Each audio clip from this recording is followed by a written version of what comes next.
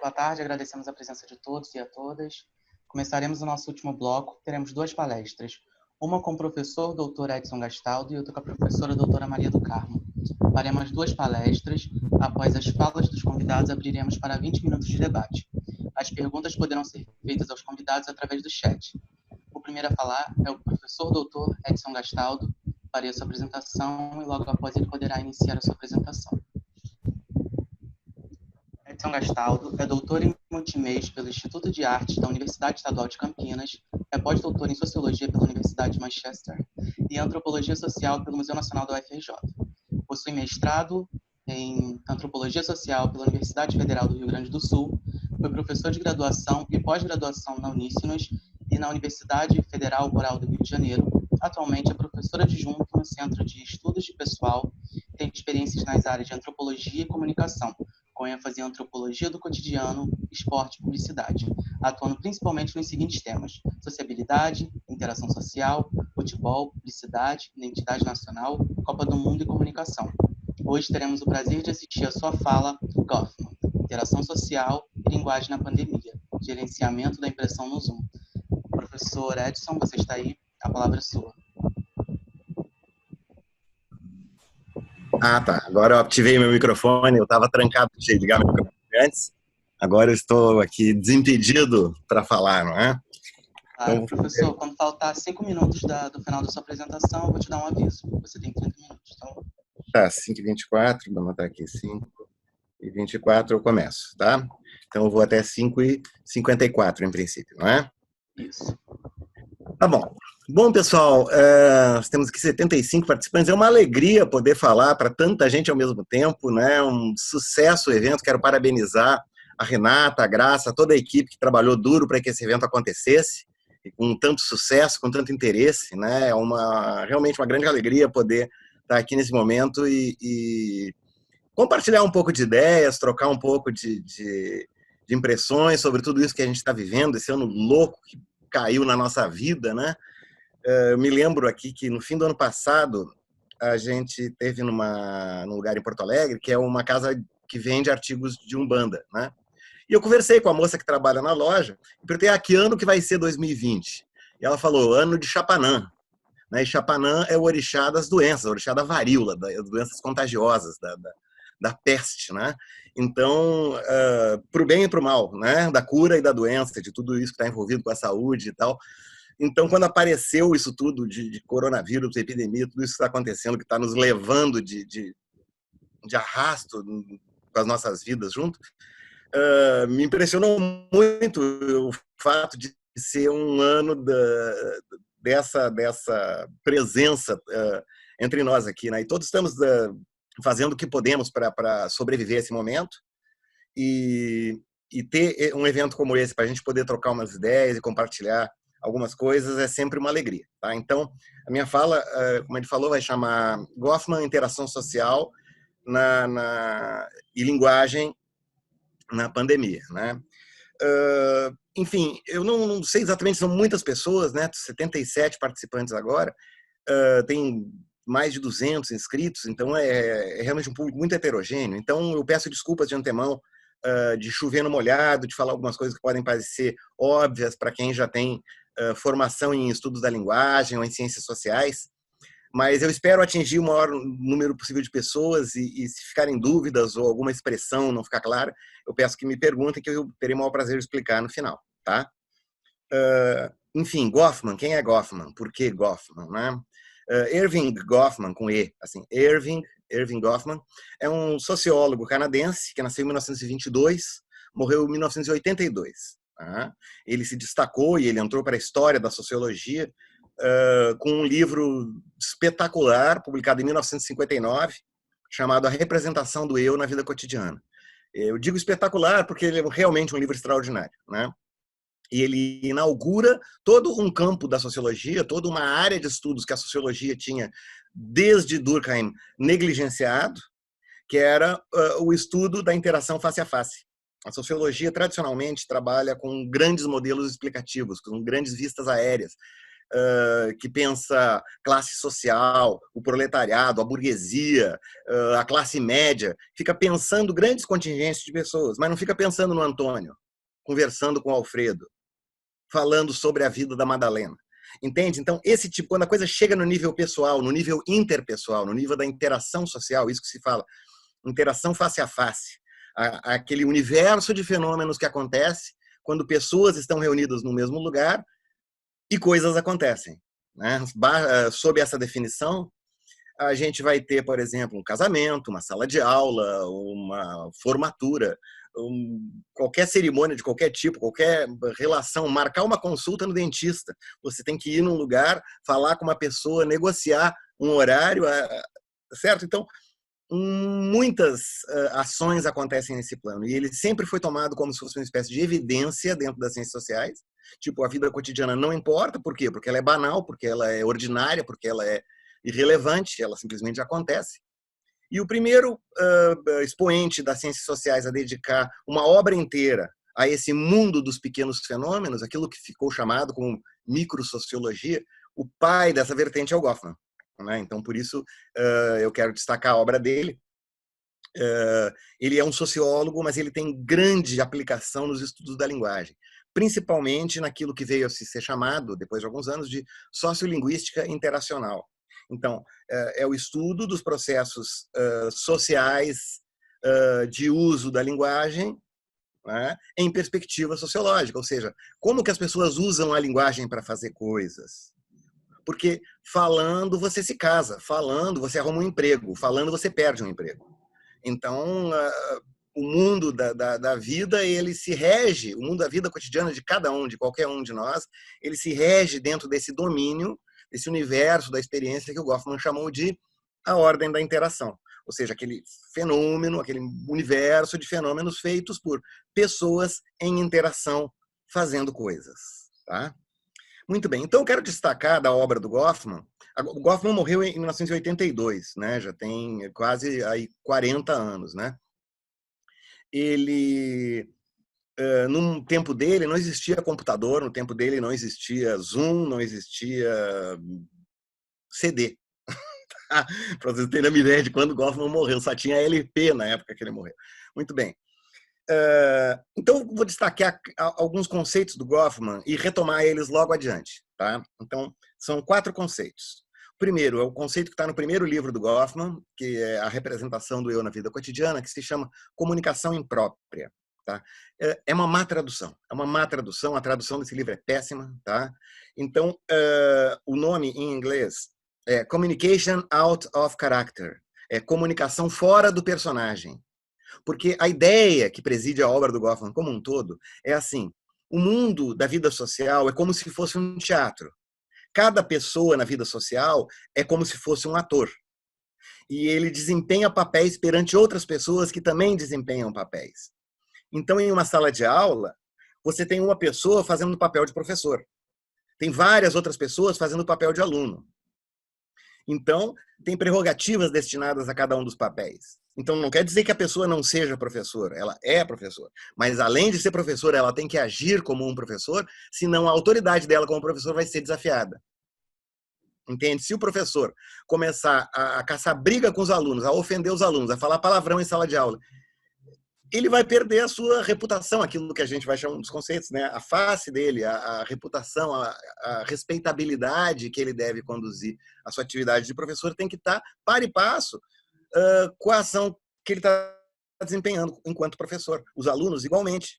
Aluno não está na aula para dar aula, ele está lá para assistir a aula. Então, se ele quiser fazer uma pergunta, ele vai levantar a mão. Então, é uma prerrogativa de poder do professor conceder a palavra para o aluno. Então, ele precisa pedir essa permissão levantando a mão. Aí o professor para de falar e diz: pois não, Pedrinho, o que você quer saber? Né? Ele concede a palavra. Então, não é que as pessoas não sejam aquilo que elas dizem que são, mas para ser plenamente aquilo que elas dizem ser, elas têm que agir de acordo com o que todo mundo espera que ela seja. Então, um médico tem que ter estetoscópio no pescoço, tem que estar de roupa branca, ele tem que falar como um médico, porque senão o paciente não vai tomar o remédio que ele receitar. Esse tipo de coisa. Então, no mundo da interação social, o Goffman levanta e destaca a presença desse elemento que ele chama de dramatúrgico, do quanto a gente tem que convencer os outros de que a gente é aquilo que a gente diz que é, a cada minuto, a cada situação. Tá? Então, comunicação imprópria acontece quando você presume que está distante dos outros e age irrefletidamente, sem saber que os outros estão te vendo ou estão te ouvindo, e você faz uma gafe, comete um fora, dá um fora, né? Tem várias piadas, várias histórias e comédias que tratam dessa situação terrível, terrível, de você dizer aquilo que não deve, aquilo que os outros não deveriam estar ouvindo, aquilo que uma pessoa atrás da porta pode vir a ter acesso, aquilo que alguém passando pelo corredor veio a saber do que não podia ser sabido, né? A revelação do segredo. Novelas são cheias desse tipo de situação. Então, há esse tipo de vazamento de uma informação delicada que põe em risco a face de uma pessoa, ele chama de comunicação imprópria. Tá? Voltaremos a isso. Tem uma outra noção que está num livro maravilhoso chamado Manicômios, Prisões e Conventos. Tá? Está na segunda parte do livro, que se chama Ajustamento Secundário. O Goffman diz que quando uma pessoa está numa instituição, por exemplo, no caso dele, uma instituição mental, um hospital de doentes mentais, mas qualquer instituição, um quartel, uma universidade, uma fábrica, você tem demandas institucionais sobre os sujeitos. Ou seja, a instituição te pede coisas, demanda que você esteja na hora, que você cumpra o regulamento, que você fale aquilo que deve, que você faça o seu trabalho, etc, etc. Tá? A pessoa ceder a essa solicitação, essa demanda institucional, é o que ele chama de ajustamento primário. Tem que estar aqui na hora, pois estarei ali na hora. Então, isso é um ajustamento primário. Mas existe uma coisa que ele chama de ajustamento secundário, que é uma maneira de você resistir à coerção institucional. É para estar na hora? Tudo bem, pois eu vou ficar no portão do lado de fora até faltar 10 segundos para terminar, para chegar na minha hora. E aí eu finalmente chego na hora. E assim eu mostro, não vou chegar nem um segundo antes do que vocês estão me exigindo. Então, esse tipo de resistência, reação, de você fazer força contra com os meios possíveis, desafiando na medida do possível. Ele dá o exemplo de uma prisão, onde o preso pede um monte de livros que virão da biblioteca, não para ler, mas porque o registro de que ele tem pedido muitos livros na biblioteca pode ajudá-lo a conseguir uma antecipação de pena, ou seja, ele pode, enfim, ele pode conseguir uma condicional porque tem bom comportamento, e a prova disso é que ele está lendo muitos livros. E aí ele pede a Bíblia, ele pede a vida de Jesus, aí ele pede, entendeu? Todos os livros que ele acha que vão fazer dele uma imagem positiva junto à comissão que vai julgar a liberdade provisória dele. Então, é isso que ele chama de ajustamento secundário, é você jogar com as regras, jogar com o sistema para tentar impor a sua vontade nas frestas do sistema. Uma noção muito interessante, ajustamento secundário. Uma terceira noção está num livro chamado Interaction Ritual, que se chama Trabalho de Face. Tá? Face é uma... Deixa eu ver a minha hora aqui. A face é a cara da pessoa, tá? Mas para Goffman, o conceito de face, ele diz respeito à face moral da pessoa, tá? A reputação que você acredita que tenha. A face diz respeito à fachada de respeitabilidade que cada pessoa acredita ter e pela qual trabalha ativamente para manter-se merecedor das benesses que essa face traz para ele. Como assim? Como assim? Eu sou uma pessoa educada. Então, ao tratar com um desconhecido, eu vou mostrar minha face de pessoa bem educada, porque eu espero receber com isso educação de volta. Então, se a pessoa me ofende, eu tenho um trabalho de face, eu tenho que lidar com aquela ofensa para não perder a minha reputação, para não ficar desmoralizado, para não ficar humilhado, para não ser destruído moralmente na situação. Eu tenho que fazer alguma coisa. Então, o trabalho de face é esse trabalho que continuamente as pessoas fazem para mostrar-se merecedores da distinção e do respeito que elas acreditam que fazem jus. Então, todo mundo na vida social, todo mundo, quero dizer, todo mundo, o mendigo, todo mundo faz um trabalho de face. Todo mundo escolhe a roupa que vai fazer, o cabelo que vai usar. Todo mundo escolhe dentro do seu campo de possibilidades a maneira como vai se apresentar. Porque vai se apresentar, seja verdade ou não importa o que a pessoa importa é como a pessoa se mostra. Isso é uma questão fundamental para o Goffman, um trabalho de face. Então você o tempo todo luta para resgatar a respeitabilidade que você acredita merecer. Tá? E, por fim, o conceito que está no último livro do Goffman, chamado de footing. Footing é também outra palavra para definição da situação. Com uma espécie de acordo social sobre o que está acontecendo aqui. Então, definir a situação é fundamental o tempo todo para você ter controle do que acontece naquele espaço de expressão.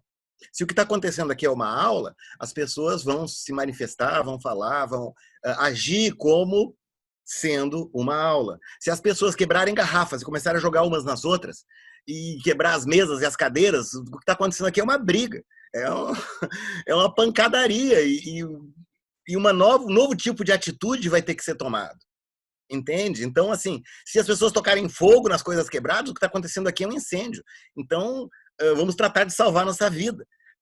Ou seja, conforme o modo como a situação é definida, a nossa ação, a nossa atuação social dentro dessa situação vai ser modulada por essa definição compartilhada da situação. Então tem uma coisa chamada de footing, que é esse chão onde todo mundo pisa em comum. Nós concordamos que o que está acontecendo aqui é um casamento, o que está acontecendo aqui é um batizado, o que está acontecendo aqui é uma conversa entre amigos. Né? Então, se na conversa entre amigos as pessoas puxarem armas e começarem os outros vão dizer, calma, gente, todo mundo aqui é amigo, né? Calma lá, ou seja, vão redefinir a situação, vão lembrar todo mundo de que antes que isso aqui vire uma briga de morte, a gente precisa lembrar que a gente é amigo. Então, o tempo todo a situação é redefinida, ela é recolocada, e há essas mudanças de o que está acontecendo aqui, Goffman chama de footing, tá? Ou mudança de footing. Muito bem. Então, eu vou passar para a segunda parte, já expliquei um pouquinho do Goffman e seus conceitos. Falar um pouquinho do Zoom agora, tá? O Zoom não é exatamente uma novidade, né? Programas como o Zoom já existem há mais de 15 anos. Né? Por exemplo, o Skype é um programa de 2004, que de uma certa maneira faz quase tudo que o Zoom faz. Com mais dificuldade, agora eles estão aprimorando e estão ficando todos muito parecidos, esses programas de videoconferência. Mas o Skype é realmente um pioneiro, o primeiro programa de videoconferência a ser popularizado, porque era gratuito e distribuiu milhões e milhões de cópias, né, no ano. Mas o Zoom apareceu há pouco tempo atrás, não sei se 2018, 2017, por aí, não faz muito tempo. E o que aconteceu? Em fevereiro desse ano, a gente tinha 10 milhões de usuários de Zoom no mundo. Em final de abril deste ano, ou seja, 2 meses depois, a gente tinha 300 milhões de usuários de Zoom mundialmente. Ou seja, aumentou 30 vezes, isso é 3.000% o número de usuários. Isso é um crescimento, assim, explosão, um crescimento explosivo, né? E isso leva a que uma multidão de pessoas, eu estou falando de 300 milhões, é 1,5 vezes a população do Brasil. Né? Então, uma multidão de pessoas tem que aprender a lidar com essa ferramenta, tem que necessariamente tem que usar isso para poder ver as outras pessoas, para poder falar com as outras pessoas, para poder dar aula, para poder ir no médico, para poder um monte de situações nas quais a reunião Zoom fazer um evento online dentro de uma universidade, como é o caso do que está acontecendo aqui agora, né? Todos nós tivemos que aprender a usar o Zoom nos últimos tempos. E isso traz algumas questões que o Goffman pode ajudar a explicar. Com uma relativa mediação, é claro que, como eu falei, quando o Goffman morreu, não existia computador pessoal, internet, nem nada assim. Mas as categorias da interação face a face são desafiadas por uma nova compreensão quando a gente está face a face, mas não está em copresença física. Porque a situação natural de face a face é frente a frente, na mesma sala, em volta da mesma mesa, né? Na mesma sala de aula. Estamos aqui, eu estou vendo, monitorando a cara que as pessoas estão fazendo. Então eu consigo, num vislumbre, saber se eu estou agradando ou se eu não estou. Saber se as pessoas estão querendo me linchar ou se elas estão querendo me carregar nos braços. Eu consigo ver isso pela cara das pessoas. Numa reunião Zoom é diferente, quando você tem 80 e tantos participantes como tem agora, eu consigo olhar para a minha cara, tentar monitorar o meu comportamento expressivo aqui nessa situação. Não é? Então, e isso é uma situação que jamais vai acontecer numa situação face a face. A não ser que eu fale diante de um espelho, que eu seja esquizofrênico, vá para um bar com um espelho, espelho meu, e fico falando, me olhando no espelho o tempo todo. Porque isso é uma coisa que tem no Skype e no Zoom e não tem na vida real, no encontro face a face, que é a janelinha de monitoramento da minha própria expressão. Tá? Isso é uma coisa que eu e a Adriana já vimos num artigo de 2012, que chama, eu até reli ele hoje por conta dessa palestra, ele chama Variações sobre o uso do Skype na pesquisa empírica em comunicação. E a gente falava sobre isso, sobre videoconferência é face a face ou não é. E, enfim, não vou entrar no debate aqui, mas é e não é. Por um lado é, por outro lado não é. Você tem acesso a muitas coisas mais do que num telefonema, mas você não tem acesso às mesmas coisas que você tem numa interação realmente copresencial. Né? Então, depois, se vocês quiserem, eu passo depois o link do artigo. Tá? Então, primeiro, você tem que falar olhando para um espelho, isso é uma novidade. A segunda coisa, o efeito chamado, um efeito que fotograficamente se chama de efeito de paralaxe. Efeito de paralaxe. Ele é um efeito resultante da distância entre o visor e a lente que capta a fotografia. Em câmeras de visor direto, você olha por um buraquinho e o filme olha por outro buraquinho, que é a lente. São duas coisas diferentes. A distância entre o visor e a lente causa um erro. De modo que, se você pegar uma câmera de visor direto e enquadrar bem certinho, a sua foto vai sair deslocada, por causa desse erro, chamado erro de paralaxe. Então, no Skype e no Zoom e essas coisas, também acontece isso. Porque você está olhando para o centro da sua tela, onde normalmente está o seu próprio quadro, a sua própria figurinha. Então, você fala olhando para você mesmo, como no bar a pessoa com um espelho segurando para se olhar. Tá? Porém, os outros estão te vendo a partir da tua câmera. Onde está a tua câmera? A tua câmera está acima. Eu vou olhar diretamente para a minha câmera, vocês vão perceber a diferença. Eu agora não estou me vendo, a não ser pela visão periférica, mas eu estou olhando diretamente na câmera. Então, vocês sentem que eu estou olhando nos olhos de vocês. Mas só se eu fizer isso, porque de qualquer outra modo eu vou ter que olhar para baixo. O olho de quem olha numa tela de zoom é sempre um olho baixo. Por quê? Porque ele está sendo filmado de cima. Filmado pela lente que está ali no alto do monitor e que te filma de cima, ou seja, o seu olho cai para baixo e você fica sempre com um olhar sombrio, triste, depressivo, melancólico. É uma coisa assim, quando você olha a foto, pode estar a família inteira feliz, mas está todo mundo olhando para baixo. Né? Então, o sentido desse olho baixo é um sentido técnico, é uma decorrência do erro de paralaxe, de você olhar uma tela e ser olhado por outra. Tá? Terceiro, quando você coloca no modo do Zoom de prioridade do orador, eu coloquei na minha tela aqui agora assim, tá? Prioridade do orador. Então, quem está falando, no caso eu, aparece grande na tela, certo?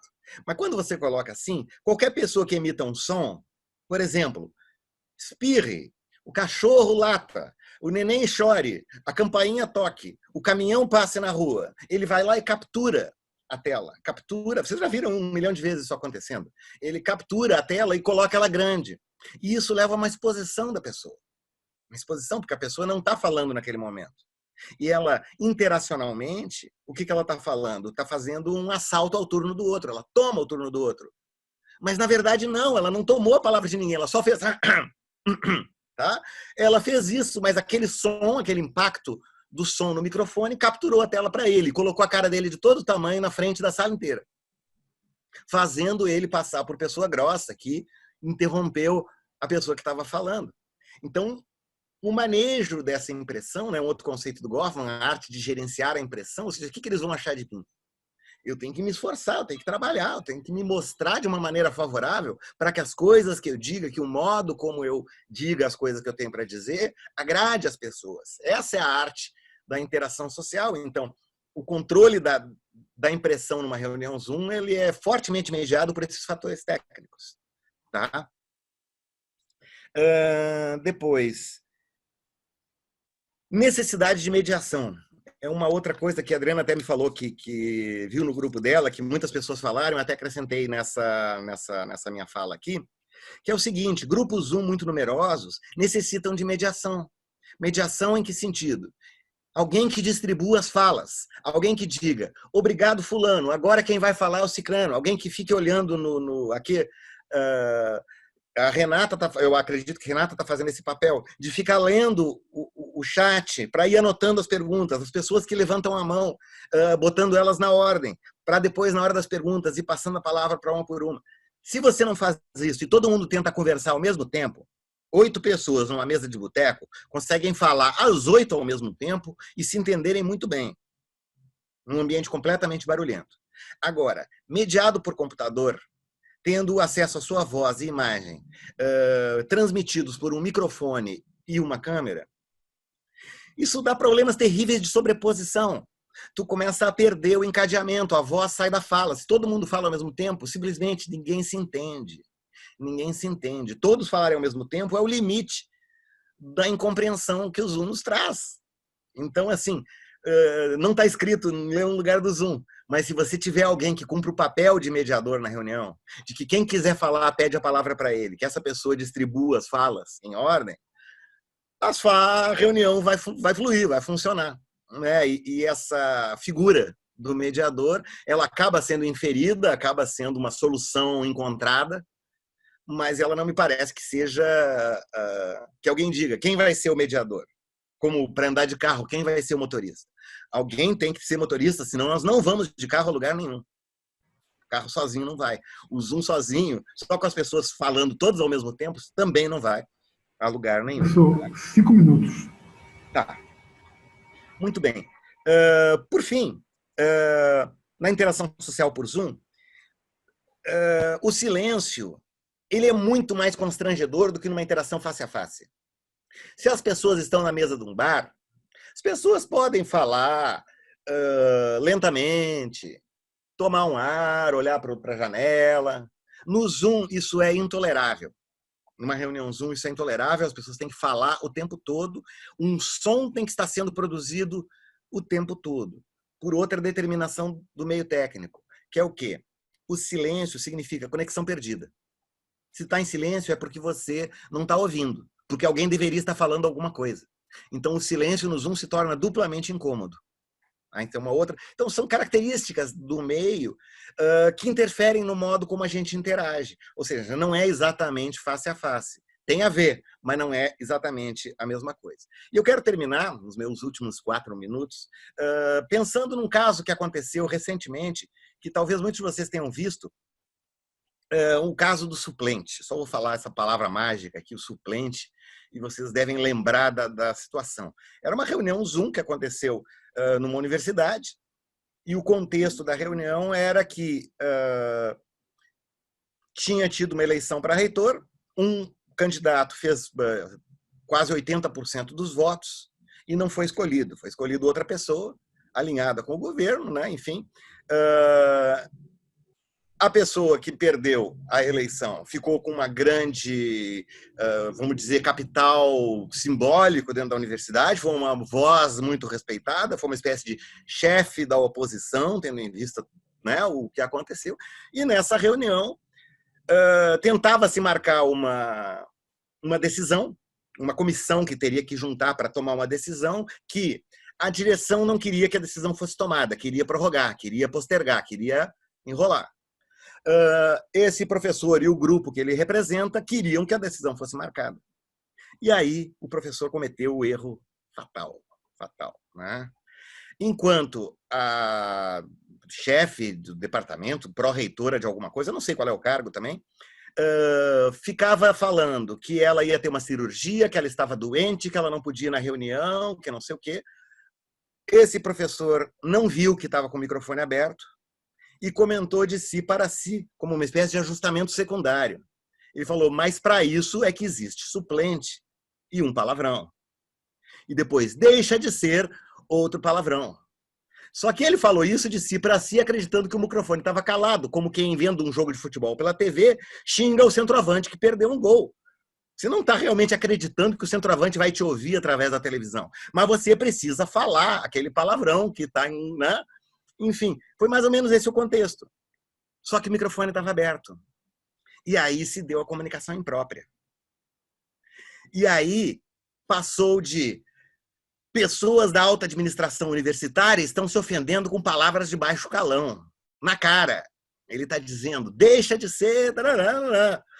Ofende a pessoa. E ele falou, não, calma, não foi minha intenção. Não foi isso que eu quis dizer, né? Foi isso que você disse, todo mundo ouviu. E aí, o circo pegou fogo. Era tudo que a situação queria. Porque aí teve uma mudança de footing, de negociação política sobre quando vai ser marcada a tal da reunião do comitê, passou a ser culpabilização moral do colega por ter faltado ao respeito com a autoridade universitária. Por um erro de um botãozinho, um microfone que ficou aberto. O que aconteceu? O decano perdeu o cargo, perdeu posições, foi moralmente linchado nas redes sociais, enfim, aquilo que o Goffman chama de perder a face, né? Perder a face, porque você tem toda uma respeitabilidade que é construída ao longo de anos, de uma ação constante, política, consciente, consistente, posta a perder por um passo em falso. Então é isso que eu queria terminar a minha fala, salientando isso, que quando a gente entra num terreno novo, quando a gente lida com uma nova tecnologia que a gente ainda está aprendendo a usar, a gente comete muitos passos em falso. A gente comete muitos pequenos equívocos. Nem todos são graves como esse. Na maior parte deles, todo mundo releva, deixa passar, faz parte, acontece. Pode acontecer com a gente. Então, conceder generosamente perdão aos outros é uma boa maneira de granjear para si perdão quando for nossa vez. Né? Então, a arte de gerenciar a impressão, como o Goffman chama, ela exige disciplina, cuidado, controle estrito da informação emitida. Olho no microfone, olho no vídeo. Né? Porque cuidar da própria face sempre deu e sempre vai dar muito trabalho. Era isso, muito obrigado.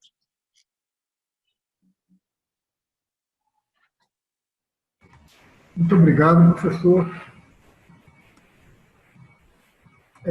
Agradecemos a fala do professor. Agora, vamos chamar a professora Maria do Carmo Leite, professora adjunta da PUC, é doutora em Linguística Aplicada e mestre em Língua Portuguesa pela PUC-Rio, possui pós-doutorado pela Universidade de Lisboa, atua na área de Linguística Aplicada e Análise do Discurso, sendo seus interesses de pesquisa a interação em contextos institucionais, a linguagem e as práticas profissionais nos cenários empresarial, educacional, jurídico, político e da mídia, a comunicação nas organizações pós-burocráticas, face, identidade e impolidez, interação, face a face, e mediada pela tecnologia, o trabalho no mundo globalizado e as práticas de atendimento, competência interpessoal e sucesso e insucesso profissional.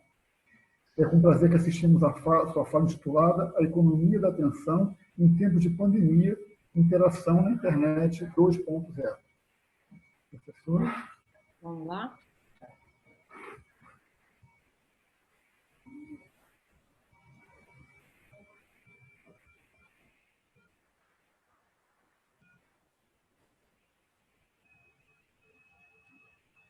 Pronto.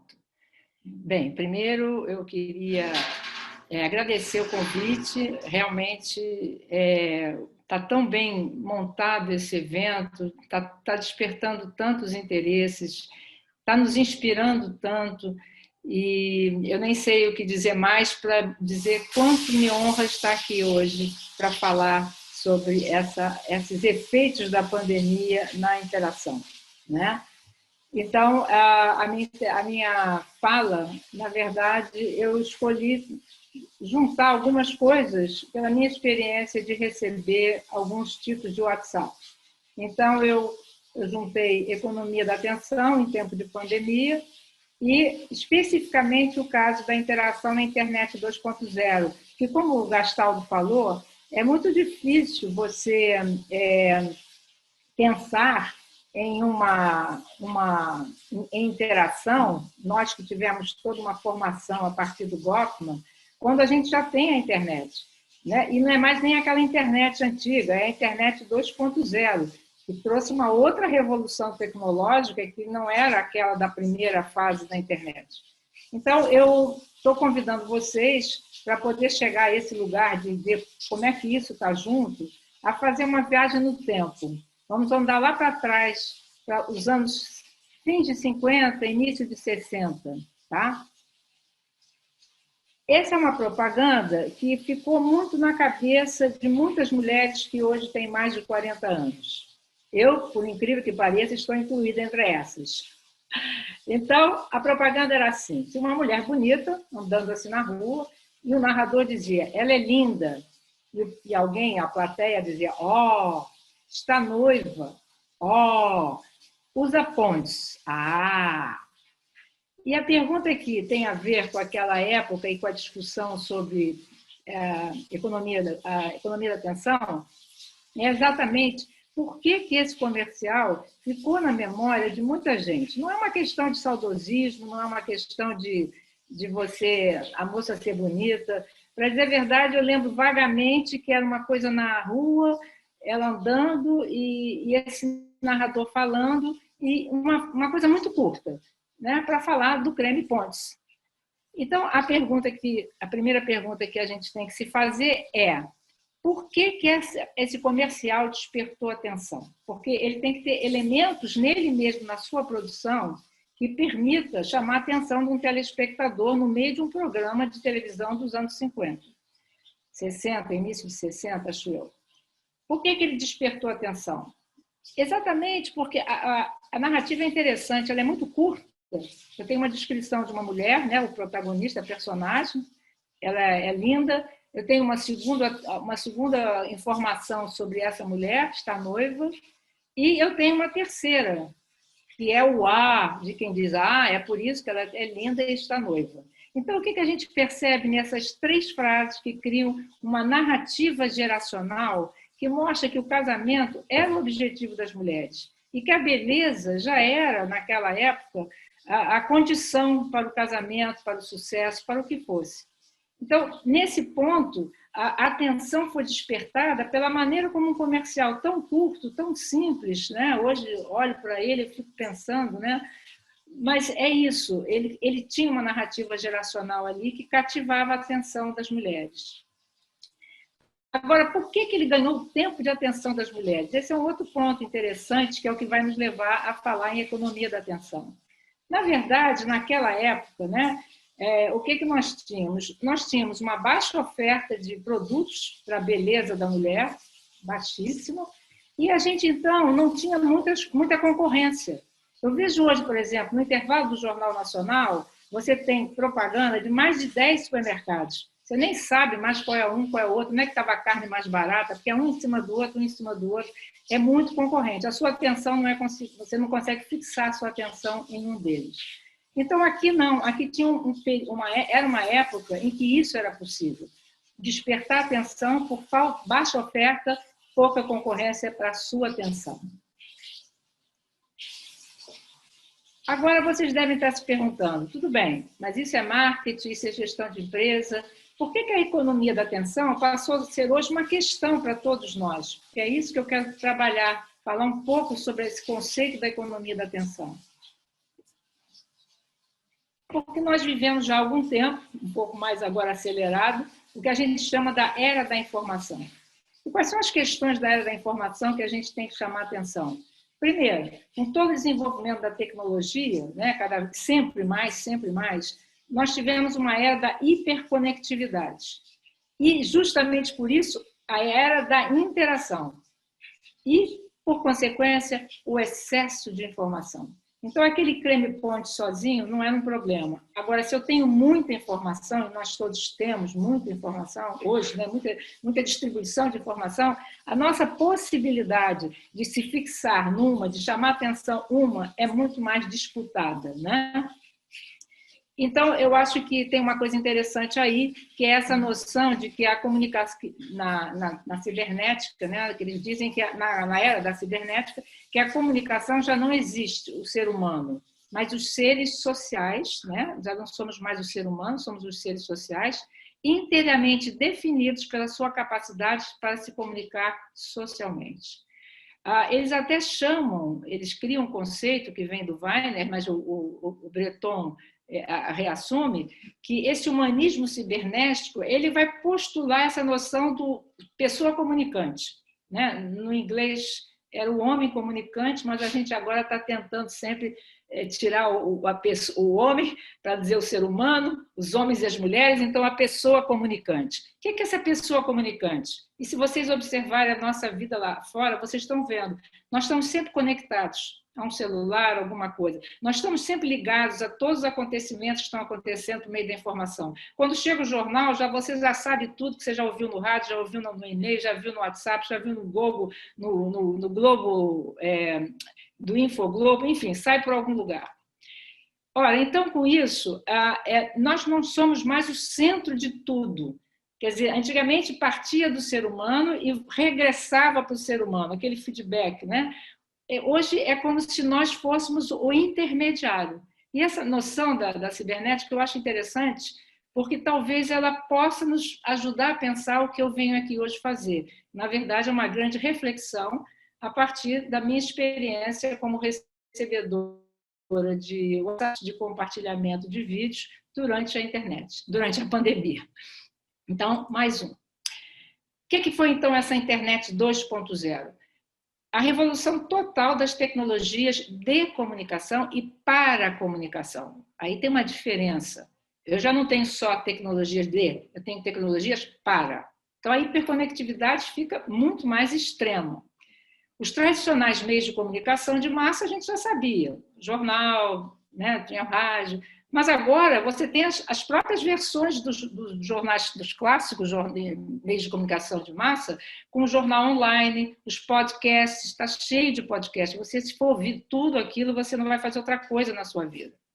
E os meios de paracomunicação, eu acho que tem o que mais me interessa aqui, é esse sistema que veio possibilitar uma intensificação de relações, com aplicativos multiforma, por exemplo, de mensagens instantâneas, como é o caso do WhatsApp, que é o meu foco, né?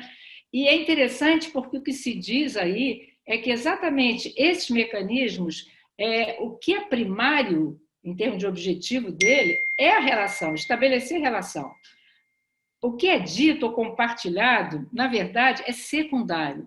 Isso na pandemia se mostrou muito relevante, porque exatamente nós estamos vivendo um tempo que erradamente se chamou de confinamento social. Não, o social ficou até maior. O confinamento foi físico, né? Nós ficamos distanciados, mas o social, fortíssimo. Nunca se recebeu tanta mensagem e se respondeu a tanta mensagem.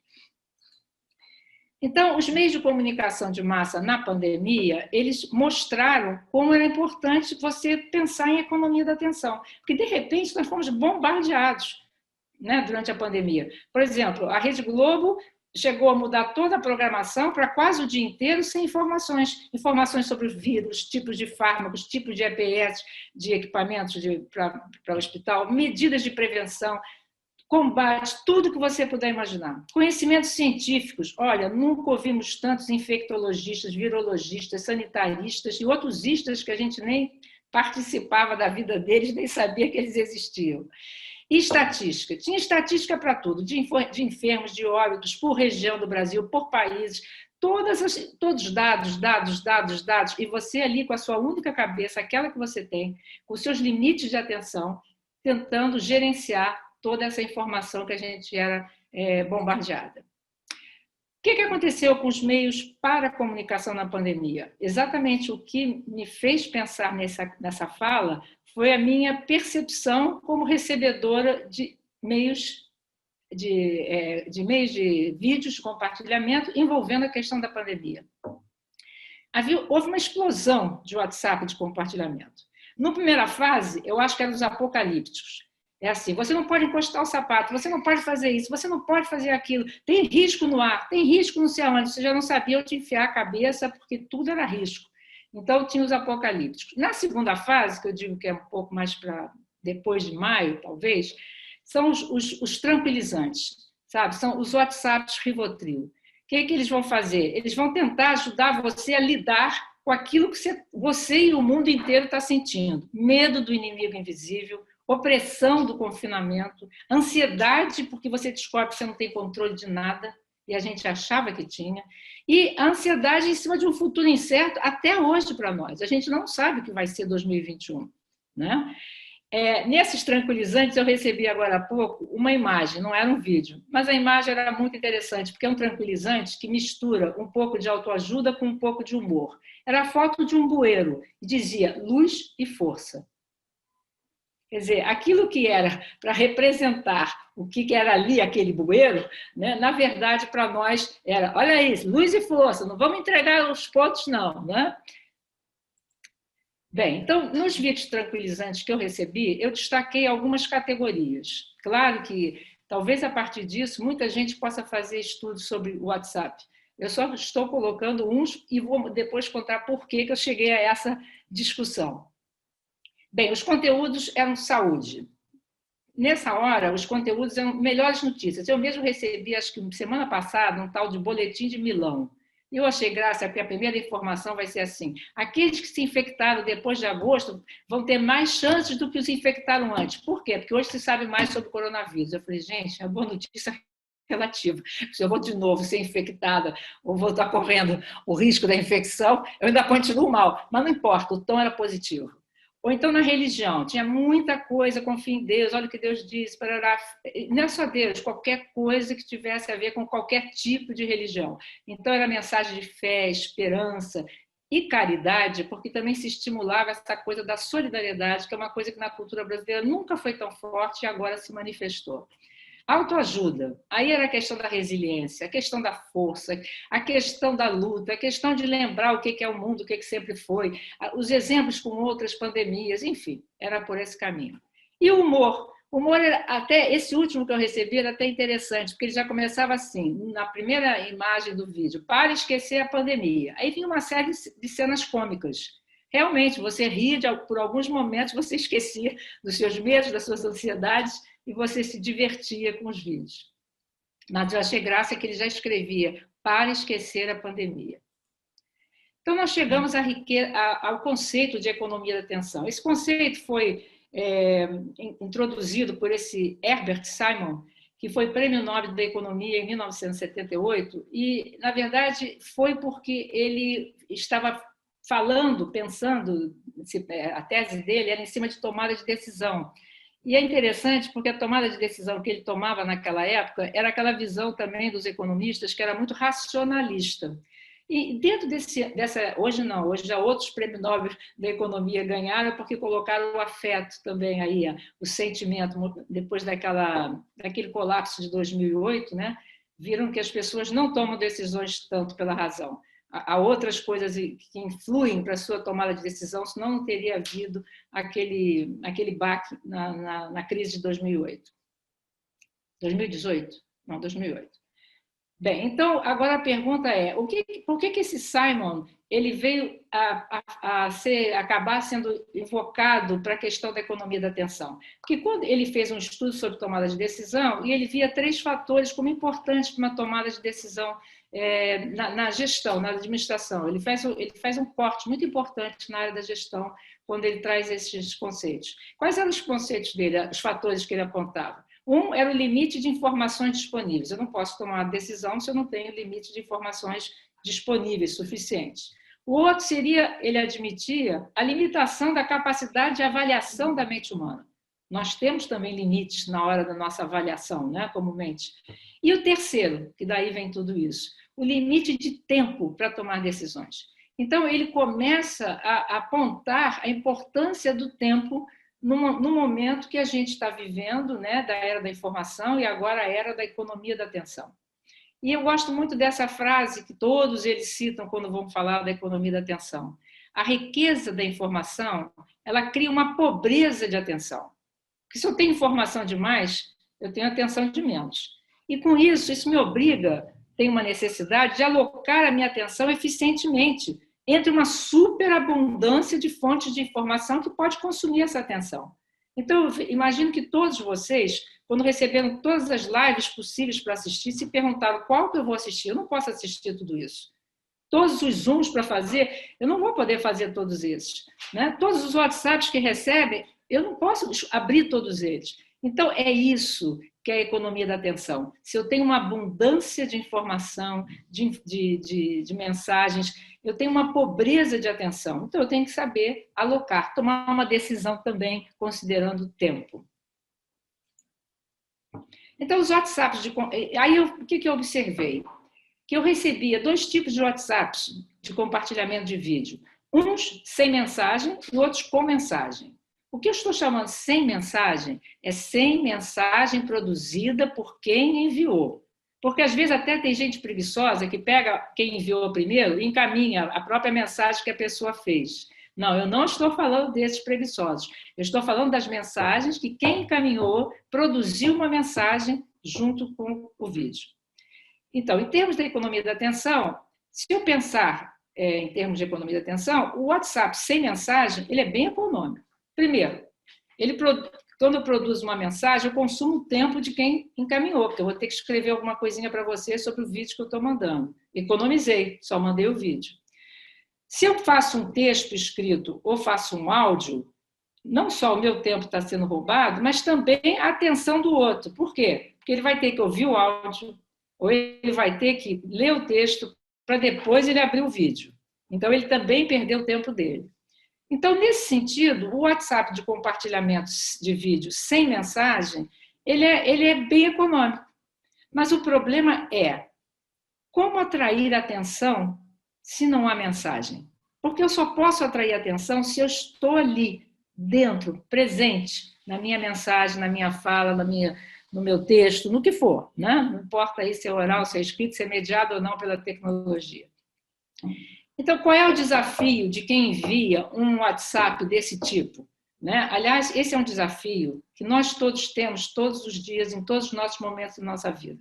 Seja para pedir um aumento, seja para pedir uma informação, eu tenho que conseguir atrair a atenção daquela pessoa para, no meio do que ela está fazendo, me dar informação, e eu preciso economizar o tempo de atenção dela. Se eu falar demais, ela também vai tentar desviar.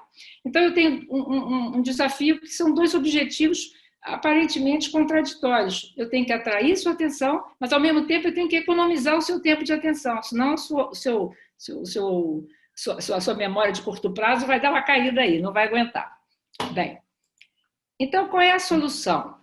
A primeira solução que eles fizeram, que eles acharam, foi essa, um WhatsApp sem mensagem produzida por quem encaminha. Eu mando vídeo. Você depois abre e descobre por que será que ela mandou, o que ela quer dizer com isso, etc. e tal, com todos os mal-entendidos possíveis. Então, eu já falei isso do tempo de atenção de quem envia, mas se não há mensagem produzida por quem envia, essa é que é a questão. Como é que eu vou atrair a atenção de quem vai receber? Será que esse que envia tem um papel que o Goffman ainda não conseguiu? Claro, eu estou com o Gastaldo. A nossa tristeza é que ele morreu muito cedo. Sabe Deus o que ele descobriria sobre as mediações mediadas, sobre as interações mediadas por tecnologia. O máximo que ele chegou foi a televisão e o rádio, quando ele fala das plateias e do rádio. Mas, infelizmente, ele se foi antes, que é realmente um gênio na maneira de olhar a sociedade, de nos trazer, nos mostrar, olha como é que vocês funcionam, olha como é que isso existe. Então, eu fiquei aqui me perguntando o que do Goffman eu poderia me apoiar para pensar no papel de quem envia a mensagem, porque esse que envia tem que ter algum lugar, senão como é que ele vai atrair minha atenção? Eu fiquei pensando no que quando o Goffman tem um texto que o Gastaldo já falou dele, o Footing, em que ele vai exatamente quebrar o paradigma, só existe falante e ouvinte. Ele vai dizer, não, muito mais complicado do que isso, né? Porque realmente ele tinha um potencial de conhecimento da linguagem, só pelo observar, que é incrível. Não era um linguista, mas era uma pessoa que mostrava o quanto sabia de linguagem. E, justamente, quando ele quebra esse paradigma, ele propõe noções novas para falante e para ouvinte. Eu vou começar pelo falante, porque eu estou preocupada com quem atrai a minha atenção. O autor, para ele, era o quê? É aquele que usa suas palavras, suas próprias palavras, para expressar seus próprios sentimentos, suas crenças, suas atitudes em relação ao que está falando, né? O que é o animador? É aquele que usa a sua voz para dar voz às palavras do outro. E o que é o responsável? É o que responde legalmente pelo que fala ou escreve. Eu costumava, assim, em sala de aula, explicar isso para o aluno em termos do Jornal Nacional. Né? Se o Bonner foi o que escreveu o texto que ele está lendo, ele é o autor, ele é o animador. Responsável, eu acho que vai ser sempre a Rede Globo. Mas pode ser que ele leve um pedaço disso que ele colocou. Mas, normalmente, é a Rede Globo, porque aquilo passa por vários estágios. Agora, se a menina que está lendo a fala não foi a que produziu, ela não é autora, mas ela é animadora. Ela deu voz a alguém que produziu aquele texto. Responsável, de novo, a Rede Globo. Então, e ele acrescenta uma coisa que a gente tem que explorar ainda, que eu não explorei. Né? O falante assume diferentes graus de posicionamento, alinhamento. Né? E isso é importante, que foi o que o Gastaldo falou. Né? Dependendo da situação, aquilo vai mudando a maneira como eu me coloco como autor, animador, etc. E tal. Em cima disso, eu fiquei pensando como eu poderia, hoje, com o pouco que eu tenho, que é um grande exercício esse aqui de reflexão, ressignificar essa noção de falante, pensando naquele que encaminha o vídeo sem uma mensagem, que é esse que eu estou preocupada. Ele não tem mensagem, como é que ele atrai? Eu fiquei pensando que realmente eu não posso falar num autor. Não existe um autor ali, não existe mensagem. Mas, em algum grau, eu tenho pensado, como uma dúvida aqui colocando, que ele pode ser um coautor. Por quê? Porque quando você escolhe o objeto que você está encaminhando, você se auto-identifica. E aí é que eu acho que tem o resto, o pedaço do falante, que é aquele que assina embaixo. Ou assina embaixo porque não concorda, está vendo que absurdo? Olha isso aí. Ou assina embaixo porque diz assim, veja que legal, isso é o que nós pensamos. Normalmente a gente costuma mandar para quem pensa como a gente. Né? Quando não manda, é outra coisa. Ele não é um animador porque ele não usa a máquina de falar nem de escrever. Ele não faz um áudio nem escreve a mensagem. Mas, se vocês repararem, usando o recurso do encaminhamento, ele está mandando um vídeo, então ele está retransmitindo a voz do outro. Então, eu acho que aí também tem alguma coisa que é comum à noção de animador do Goffman. Assim como no primeiro, eu acho que o que tem de comum em relação de autor seria esse lado meio coautor. Agora, é interessante que nessa o Goffman acertou, porque serve para qualquer situação. Ele não é responsável pelo que diz, mas ele é responsável. E agora, em termos de polarização, inclusive, a gente tem visto isso, e fake news, né? Que ele é responsável pela ação de encaminhar, de distribuir um determinado conteúdo. Isso é interessante porque eu não estou certa ainda, mas volta àquela questão da cibernética, né? Aliás, antes disso, de dizer que nós passamos para um lugar de mediador, né? Que nós somos o que está no meio, o intermediário, que ele usa, né? A noção de intermediário. Nós não somos nem o falante, nós somos o intermediário. Acho que tem que pensar muito em cima disso, mas é uma coisa para voltar, porque se eu olho ali aquele falante, eu acho que ele é meio intermediário na medida que ele é o encaminhador. Mas eu ainda vejo encontros significados dele como autor e como animador. Bem, e quanto ao WhatsApp? Né? Quem recebe o WhatsApp, que é o meu caso. Professora, 5 minutos. Tá, então, que métodos ele usa para alocar a sua atenção em um desses WhatsApp? E aí é que eu quero falar um pouco do caso. Né? O que acontece? O papel do ouvinte, do leitor, sempre foi um papel meio passivo, né? Ou pelo menos visto como passivo. Mas eu acho que o que é interessante agora é o empoderamento dessa pessoa que recebe. Por quê? Ela resolve se não há mensagem, ela decide se abre ou não o WhatsApp. Eu, por exemplo, tenho uma amiga que manda sempre um tipo que eu não aguento, então eu apago só quando eu vejo o nome dela. Eu nem abro. Ela resolve quando vai abrir, se abre ou não o vídeo, quando vai abrir, quanto tempo ela assiste o vídeo. Às vezes, abre só um pouquinho para ver o que se trata, para dizer qualquer coisa ou para não dizer nada. Ou se vou escutar e se vou responder. Também se eu vou responder com uma palavrinha, uma figurinha, uma expansão, tudo isso. Então, eu só agora quero fechar na questão dos que têm mensagem, porque esses eu posso olhar como é que a pessoa atraiu a atenção. Então, eu fico pensando quais são as funções da mensagem.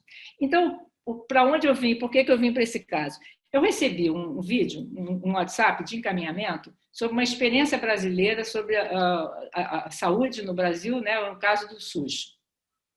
Quem enviou foi uma amiga minha que mora nos Estados Unidos, mas que está sempre atenta a tudo que diz respeito ao Brasil e está sempre trocando comigo mensagens e falando, etc. O vídeo levava 10 minutos, mas ele é tão bom que eu coloquei aí o link, que eu acho que vale a pena todo mundo ver.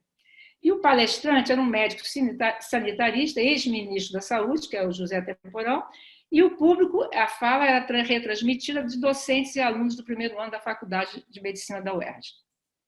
Bem, vocês devem estar se pensando, se eu recebesse um vídeo desse, eu me perguntaria, por que alguém ocupado como eu, assistindo lives, participando de encontros via Zoom, reservaria 10 minutos do meu escasso tempo para ouvir uma comunicação sobre o SUS?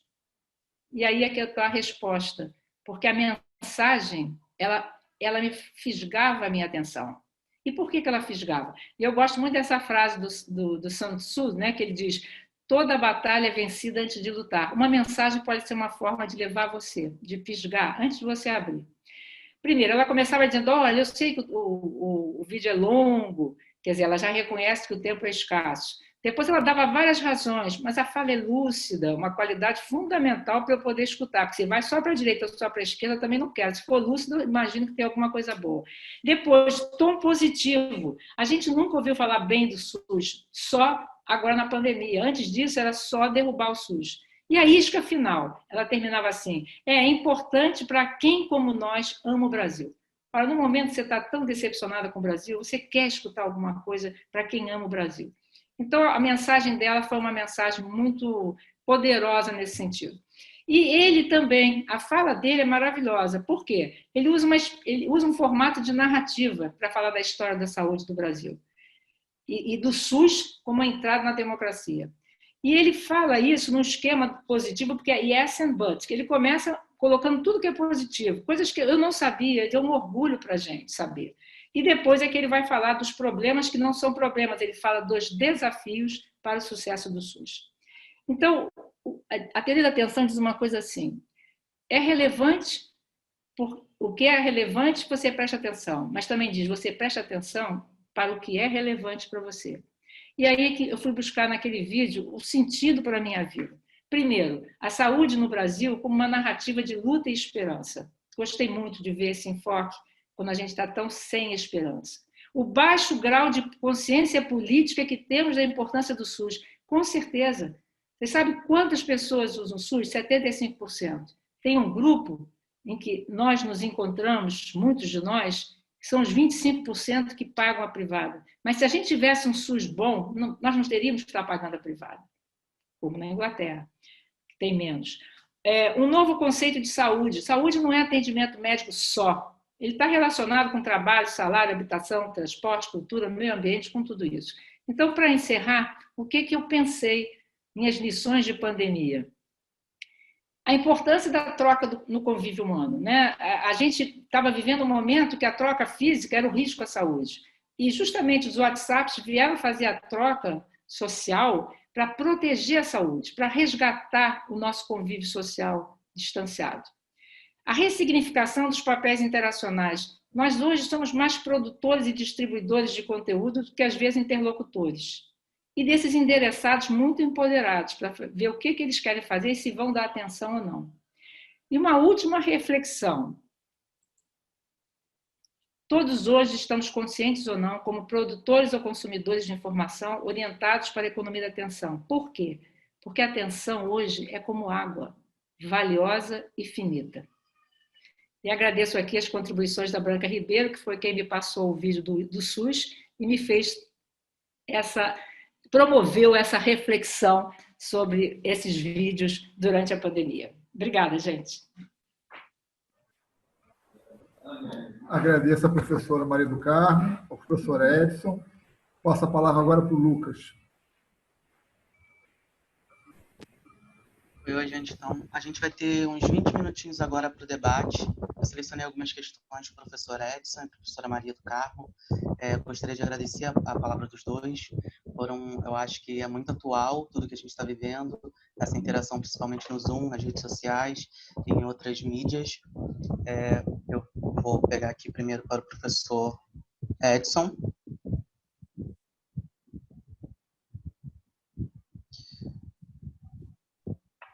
Uma pergunta aqui que eu achei muito interessante, que foi do Carlos Gustavo Camilo Pereira. Ele diz... Só um minuto.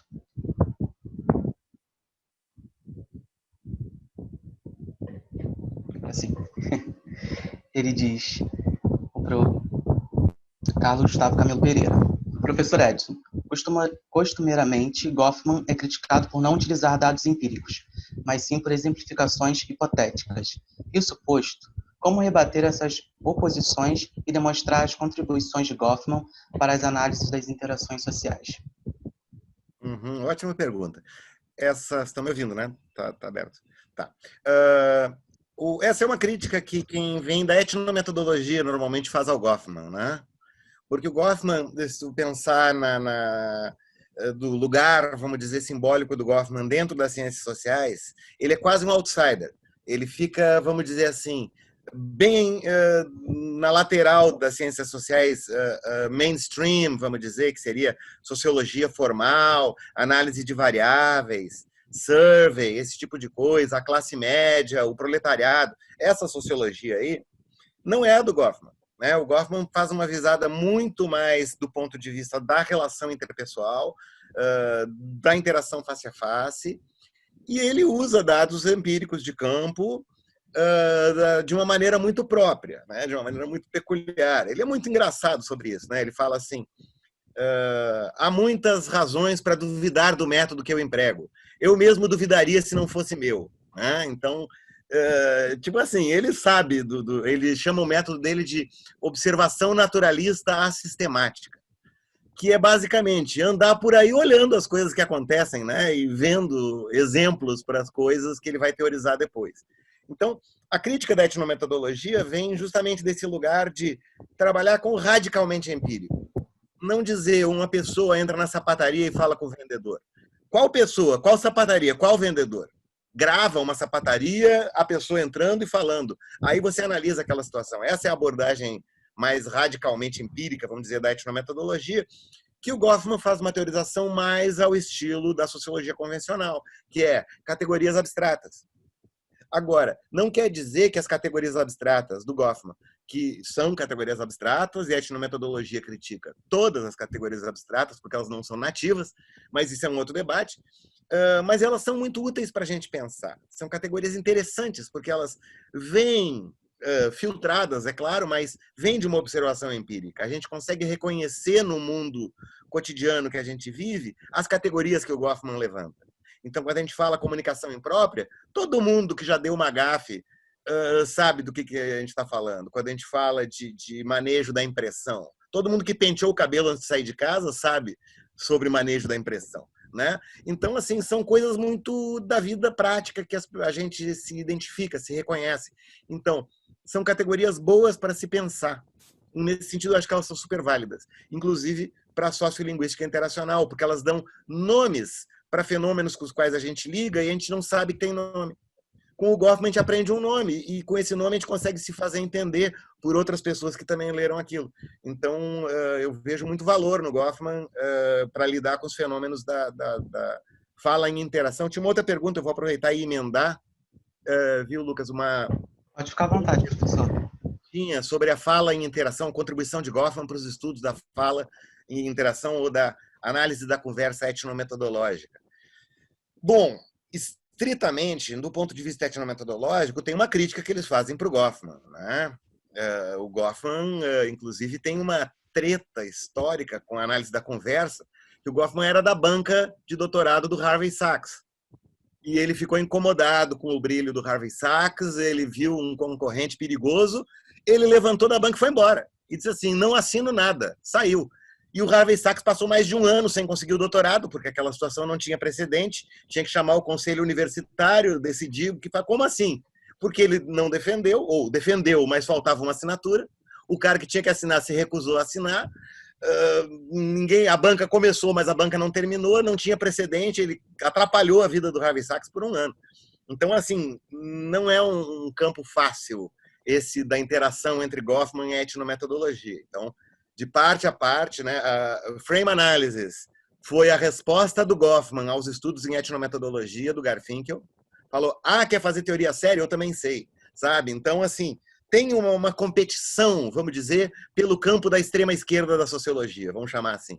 Tá? Então, eles se criticam mutuamente e nós, como estudantes dessa gente brilhante, cabe a nós aproveitar o que tem de bom cada uma das perspectivas, combinar os conceitos que eles produziram em outros contextos, desde que a gente faça a mediação adequada, pode ser usado para iluminar o nosso objeto de pesquisa. Né? O caso é a gente saber ter sempre clareza de onde a gente está transitando, né? E articular esses conceitos a nosso favor. Eu gosto de Goffman e gosto da etnometodologia. Não deixo eles brigarem entre si, mas eu gosto dos dois, igual. Obrigado, professor. Acho que esclareceu bastante. Agora eu vou perguntar para a Maria do Carmo, acho que é uma questão que não vem só de agora, vem de alguns anos, acho que desde as últimas eleições, que são as fake news. E surgiram duas perguntas no chat que eu vou fazer juntas, aí você comenta as duas. A primeira é do David, que ele fala: professora, essa possibilidade de ligeira de desresponsabilização da pessoa que encaminha a mensagem sobre o conteúdo dela estaria relacionada à grande expressão das fake news no contexto político recente do nosso país? E a outra pergunta é do Carlos Alves, e ele fala: professora Carmo, boa tarde, parabéns pela palestra.